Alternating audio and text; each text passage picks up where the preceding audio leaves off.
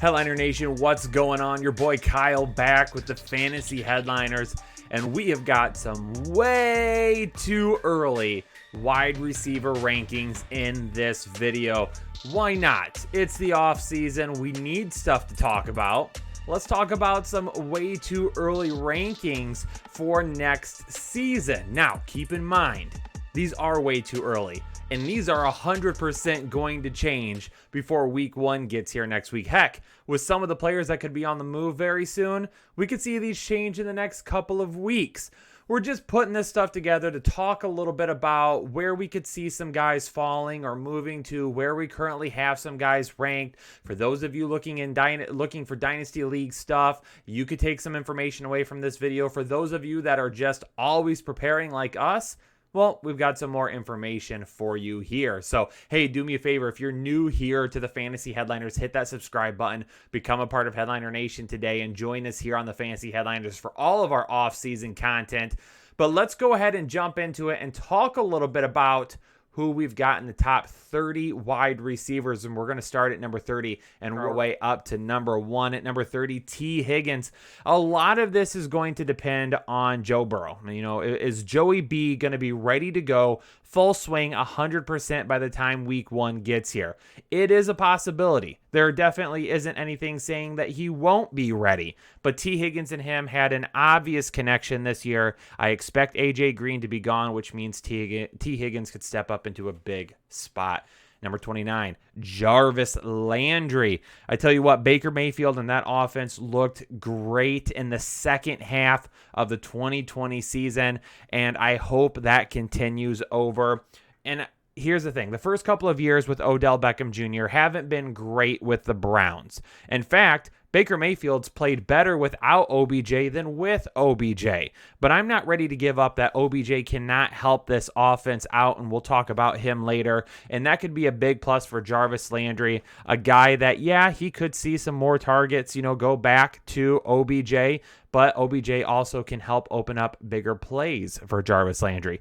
Number 28, Deebo Samuel. There are some talks that they're going to be a new quarterback in San Francisco by the time the 2021 season opener gets here. That'd be a great benefactor for Deebo Samuel. Deebo Samuel would move up in my rankings, and you probably would find Brandon Ayuk in here as well if that happens. But as of right now, we just kind of have to play it by ear. Deebo this year derailed with some injuries, but hopefully he's back on the field 100% next year. He's the wide receiver 1 on that team if it happens. CeeDee Lamb at number 27, Dak Prescott. Hopefully they do bring him back. That's what my plans are right now. I'm operating under the impression that we will see Dak Prescott back in a Cowboys uniform.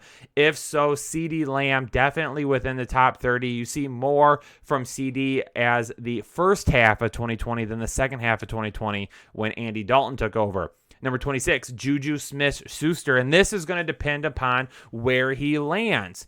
But if he lands in a great situation, he is definitely a guy that is still a top 30 wide receiver for me. A lot of people are going to be off of him if he has to go somewhere and be the number 1. I don't necessarily think that hurts him. It's not something I may want to see, but as I talked about in basically the video I did a couple weeks ago, best case scenarios for some wide receivers, some free agents, I talked about Juju potentially landing in a place like Jacksonville where he could really be utilized very, very well there. We'll continue to keep an eye on that. Right situation keeps him in this area, maybe bumps him up a little bit. Wrong situation could drop him outside the top 30. At number 25, Will Fuller. We saw what the dude did this past year when healthy. Unfortunately, a little bit of a PED issue towards the end of the season cut that short, but I think that Will Fuller is definitely one of the more talented wide receivers in the league. I think he's going to go somewhere with a really good quarterback. And if that happens, Will Fuller, again, as long as he stays healthy, the big playability is there for him. Depending on the situation, though, again, another guy that could end up dropping. Number 24, Cooper Kupp. He's a guy that's sliding a little bit in the rankings for me. Jared Goff isn't going to be the presumed starter, apparently, in LA next year. There might be a little bit of a face-off with John Wolford. If that happens, Cooper Kupp, who's been kind of a reliable target at times for Jared Goff, Does he see that same kind of connection with Wolford if he ends up taking over? Cooper Kupp, we do know, a great red zone target, but this year was a really big roller coaster ride for him. Number 23, Deontay Johnson. Now, I put these rankings together right before it was announced that Ben Roethlisberger was willing to take a pay cut and do what he could to play another year. If we do see Ben Roethlisberger back, Deontay Johnson will jump a little bit for me. I'm still a little bit concerned about those drops that he had this past year. I really want to see those cut out, but you lose Juju Smith-Schuster. You already have a great target share in Pittsburgh. It can only get better from here. At number 22, OBJ. Again, I mentioned it with Jarvis Landry. OBJ, I don't have up towards the top 12 wide receivers. Maybe we don't see that OBJ anymore. He's still a talented wide receiver. He is still one of the better wide receivers in the league. He may not be that top 12 wide receiver anymore, but this is an offense where Baker Mayfield grew this year, where Kevin Stefanski utilized all of his players in the best of their abilities, and I think he can do the same with OBJ after OBJ gets back. Baker Mayfield and him get to work together a little bit more. He gets more time in Stefanski's offense. OBJ will be back this year, and maybe he doesn't have the ceiling that we used to see with him. He could still be a very good target for Baker Mayfield and fantasy owners on the cheap. Number 21, Robert Woods. Again, I'd like to have him a lot higher too, but we don't know what's going to happen with this quarterback situation. He was less of a roller coaster than what Cooper Kupp was this past year. Unfortunately, with Robert Woods, there was still some weeks where, maybe he did have a good week one week, and the next week it was like, he could have done a lot better for us. He wasn't as consistent as I would have liked at times this past year, but we do know that Robert Woods kind of stepped up as that wide receiver one in that offense this year. We'll see if that continues to grow depending on who the quarterback is. Let's jump into 11 through 20. At number 20, Tyler Boyd. With Tyler Boyd here, again, it kind of depends on Joe Burrow. Is he able to get back? Is he 100%? What do we see from him? Tyler Boyd, for me, with A.J. Green gone, will step up as the legitimate wide receiver one in that offense. And if Joe Burrow is back and ready by the time season one gets here, Tyler Boyd is probably going to be 4 or 5 spots higher for me. I could see him going as high as 14 or even 13, depending on how this offseason plays out. I love the opportunity for him to step up as that wide receiver one with Joe Burrow. DJ Moore at number 19. And again, a lot of this is going to depend on if there's a new quarterback in Carolina. Part of my concerns with DJ Moore heading into this year was Teddy Bridgewater, the consistency of going down the field. Now, they were able to utilize DJ Moore at times and get him a lot of yards after the catch and put him in situations to do things after he caught the ball. That was great because that was really the only way that they could utilize DJ Moore's speed because, again, going down the field, it wasn't great. The first half of the season, Robbie Anderson was doing really well. Second half of the season, DJ Moore was doing really well, but the offense just never found a consistent flow. Hopefully that changes next year. And again, if there is a new quarterback, if it's not Teddy B, then this DJ Moore ranking could very well change because this was a guy that going into 2020 was basically a top 12 dynasty asset for most people. I was a little bit lower on him going into 2020. I love DJ Moore, though. I've got nothing against the guy. I absolutely want to see this guy smash. If he gets a new quarterback, he's going to go much, much higher.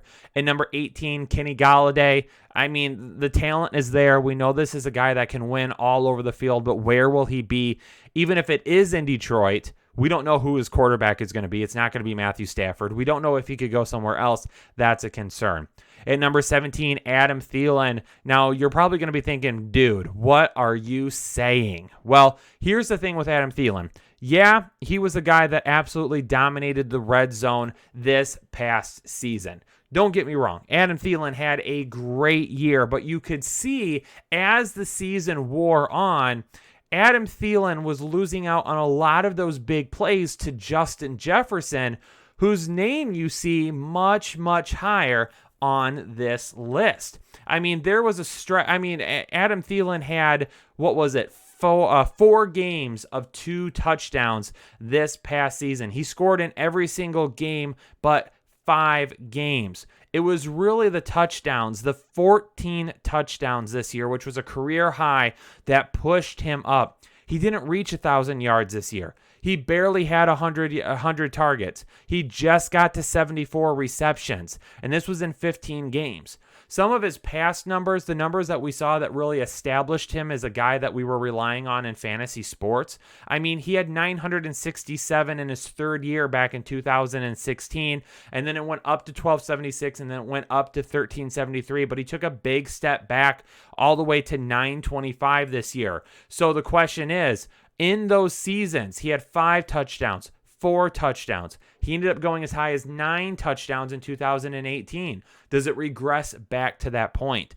If it does, he's still going to be a very good wide receiver. I'll take him as my wide receiver 2 in this offense 100%. I'm not going to take him as my wide receiver 1, though. Amari Cooper coming in at number 16. Amari Cooper having an absolutely spectacular year that nobody seems to talk about. And you know your boy is a Amari Cooper truther. And let me hit you with this. His 130 targets this year was tied for his second most in a season. He had 132 back in 2016. His 92 receptions was a career high. His 1,114 yards was his third highest total. He averaged 12.1 yards per reception. He found the end zone 5 times, which is a little down from his 2019 stats, but it's okay because he had so many other weapons around him. This is a guy that, okay, maybe I'm not going to ride him as a wide receiver 1 this year, but he took care of some other things, including his catch percentage all the way up to 70.8, much higher than the 66.4 that he's had, much higher than the 50, than the 62, than the 55. His 70.8% catch percentage was a career high. He absolutely showed out this year, and we saw a much better, more consistent Amari Cooper than what scared people off in the offseason. Michael Thomas at number 15, and Michael Thomas, the biggest thing here is Taysom Hill going to be a starting quarterback? If so, we saw a Michael Thomas this past year with Taysom Hill that just isn't big play, big game reliable.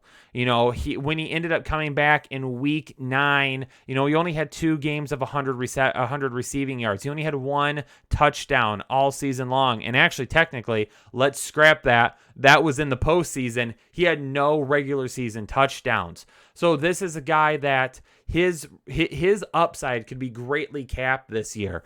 I still expect him to be a really solid wide receiver too. I do not expect him to be that top tier first or second round pick than what we've seen if Taysom Hill is his quarterback. Terry McLaurin at number 14. Terry McLaurin, he's going to have himself a new quarterback at some point this year, but who is it going to be? Who is Terry McLaurin going to have under center throwing him the football this year? Alex Smith did a pretty good job this past season. However, some of those big plays just were not there. But there was a point where he had at least 80 receiving yards in 7 straight weeks. I mean, there was a point where he was getting at least 7 receptions in 6 of 7 weeks. The guy was uber consistent. Towards the end of the season, disappeared just a little bit, dealt with an injury there. However, he still had a very consistent season, and depending on who his quarterback is, he could go even higher than that. It was great to see him build on his 2019 19 numbers. The receptions went up. The receiving yards went up. Touchdowns did go down a little bit, but we're going to get an even better Terry McLaurin next year with an even better quarterback, I foresee.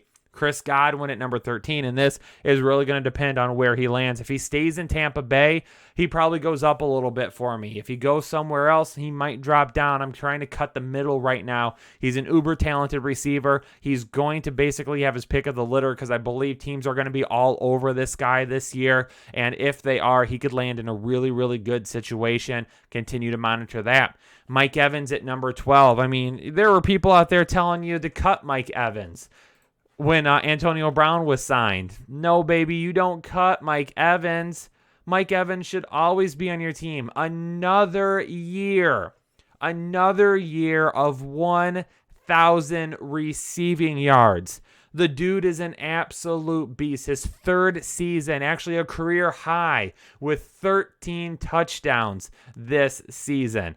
The dude played phenomenal, and even after Antonio Brown came back, he had there was only 2 games in which he didn't have a touchdown. He had over 100 yards in week 15 and week 16. He is a guy that will continue to be a huge piece of that offense. Another year with Tom Brady to gain that connection, and Tom Brady can still push the ball down the field to him. At number 11, Justin Jefferson. Not only one of the best rookie wide receivers this past year, but one of the best wide receivers just overall this year. 1,400 receiving yards, 88 receptions, 7 touchdowns. Dude had 7 games with at least 100 receiving yards.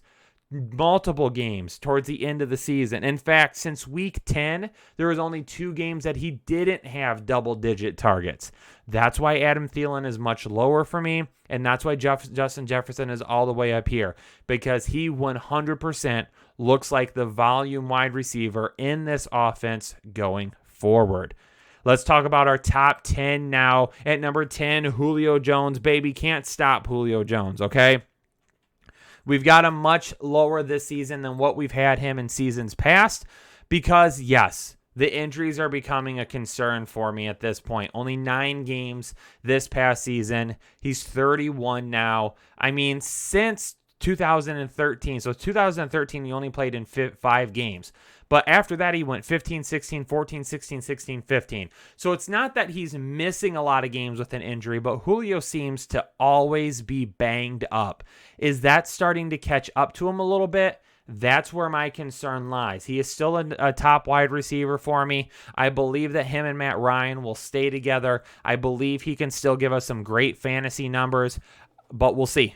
We'll see. If he's not going into next season 100% healthy, he could end up dropping a little bit. I definitely could see me moving some guys that are behind him up if I become even more concerned about any of those injuries. At number 9, Keenan Allen. Honey, Keenan, listen to me. Keenan Allen was one of the best draft values in all of football this past season. Just missed out on his 4th straight season with at least 1,000 receiving yards. He did have 100 receptions, though, which was probably not expected for a lot of you. He did end up scoring 8 touchdowns, which tied a career high, which he set in his rookie season. And he's still only going to be 29 next year. We got to lather ourselves up with some more Keenan Allen in our draft next year. Justin Herbert looks like the real deal. This offense is going to be great in 2021. At number 8, Allen Robinson. What can you say? He's not a sexy pick. That's for sure. Allen Robinson is never going to be a guy that you look at that's going to put up gigantic weeks after week after week after week. But the dude is uber consistent, and he has been uber consistent with guys like Mitchell Trubisky and Blake Bortles. Now he's going to have his pick of anywhere he wants to go. Any team that offers him a contract, which is going to be a lot of them, he's going to be able to say, let's do this. He's only 28 this season. Calvin Ridley at number 7. Calvin Ridley took over as the wide receiver 1 in this offense. Now, will that continue to be the case? If they do decide to ship off Julio Jones and Matt Ryan, can Calvin Ridley keep it up? I'm not so sure about that. We'll see, though. 143 targets this year, 90 receptions, 1,374 receiving yards, and he tossed in 9 touchdowns to go with it. Spectacular season out of Calvin Ridley. DK Metcalf. Here's my thing with DK Metcalf, okay? Pete Carroll has come out and said, we want to run.